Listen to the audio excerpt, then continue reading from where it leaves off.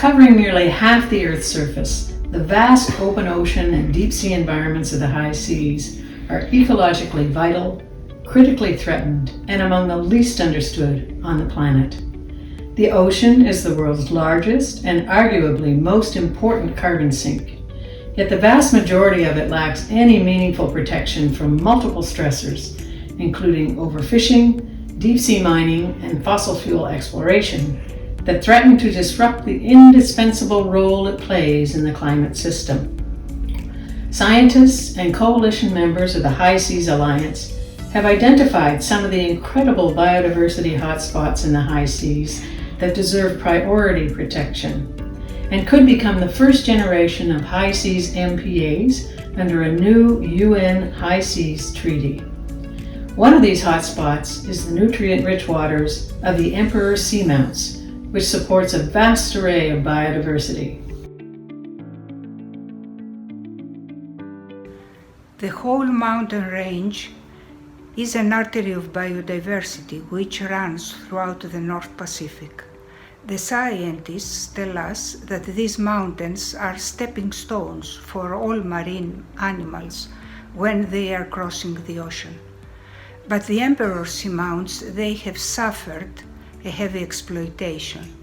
During 60s and 70s, the world's largest amount of seamount fish was removed from there, and a lot of corals too. These corals, the vast area of corals, will need hundreds of years to recover, if they recover at all. And the bottom sea trawling is still continuing right now.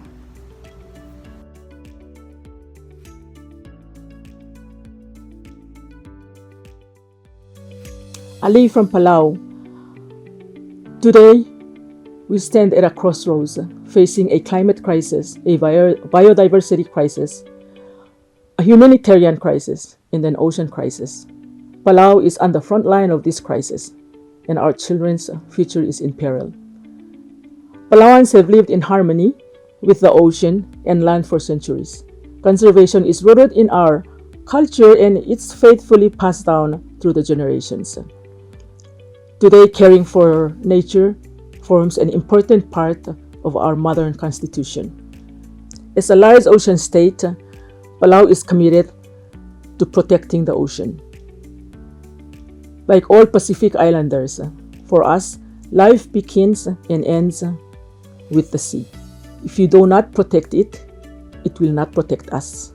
The decisions we make and the actions we take in the coming months will determine the health of our planet for centuries to come. It will determine our children's health, safety, and security. The high seas are global common, and we can only effectively protect them through the creation of an effective international treaty. So I urge all of you to join us and help make this treaty a reality for the sake of our children and future generations. Sulang.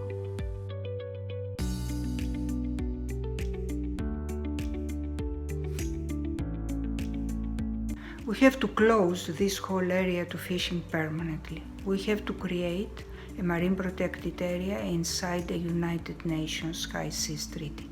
This is the only way to save the Emperor Seamount and its contribution to the planet, us, and the next generations. The Leading Women for Ocean Network calls for an international effort to have a very, very strong, ambitious high seas treaty.